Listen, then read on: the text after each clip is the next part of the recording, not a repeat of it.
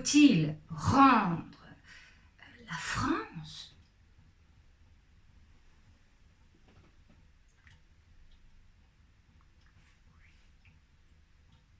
à l'Algérie?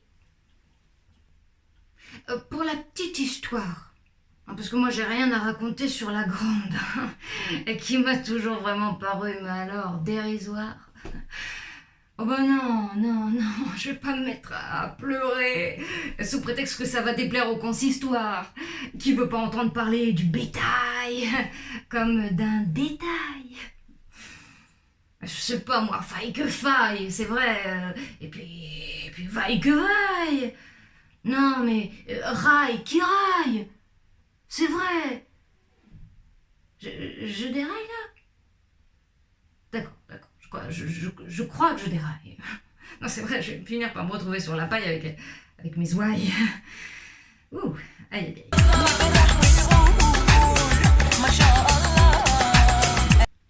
Pour prendre des pincettes, pour la petite histoire, aucun élément, d'aucun ensemble n'a jamais accepté d'être considéré comme un élément non essentiel.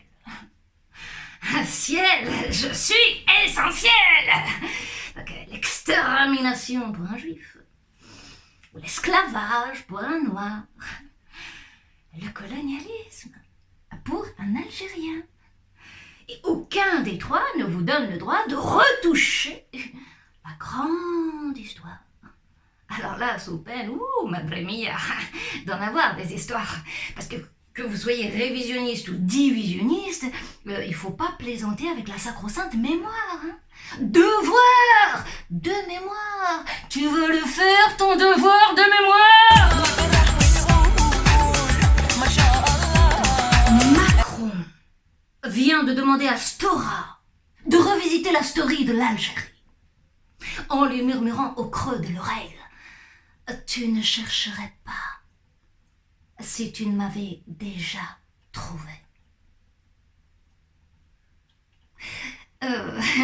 Il prend Alexandre Benalla pour Ben Bella, le feu leader algérien. En tout cas, lui, on ne peut pas l'accuser de ne pas vouloir s'excuser, celui-là, c'est vrai, hein, ou il est rusé, ou il a quelque chose à se faire pardonner. Ou peut-être qu'il se dit qu'il va falloir un jour ou l'autre rendre la France à l'Algérie. Oui, j'ai bien dit l'Algérie. Mais parce que c'est le seul pays qui a vraiment les moyens de la racheter et d'assurer son salut. Salut!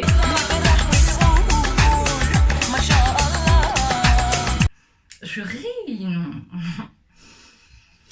Je ris, non. Je ris.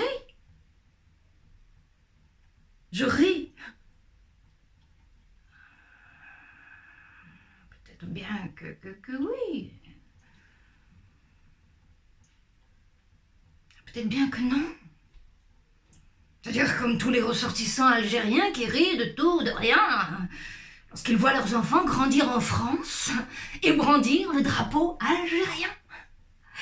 Car ils sont tous natifs de ce mariage forcé entre France et Algérie et célébré en 1830. La France, c'est le père, matrice. L'Algérie, c'est la mère, patrie. Et ils n'ont jamais pu se passer l'une de l'autre, même si le conflit, c'est vrai, a toujours fait leur lit. C'est-à-dire que leur rapport a toujours été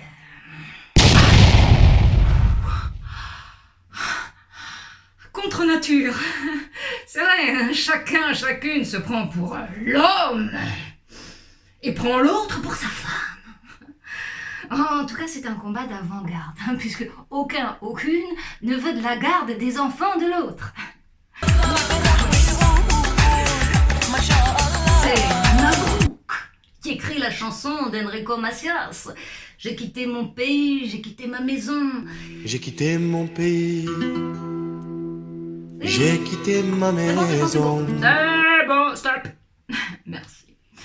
Il faut se faire une raison, hein. Depuis que les Algériens lui ont ramené en bateau sa maison et l'ont installé à la plaine Saint-Denis en lui disant Aïcha, Aïcha, ne t'en vas pas. Tu es ici, chez toi. Aïcha, Aïcha, t'en vas pas. Cheb Mami l'a mieux décliné, je crois, avec son cœur au pays des merveilles. Oh, mon cœur est au pays des merveilles. Mon cœur est au pays des merveilles. La France ou l'Algérie. Désolé, mais on ne peut pas l'obliger à choisir entre son mère et sa père. Comme me l'a dit un enfant berbère qui s'efforce de parler français.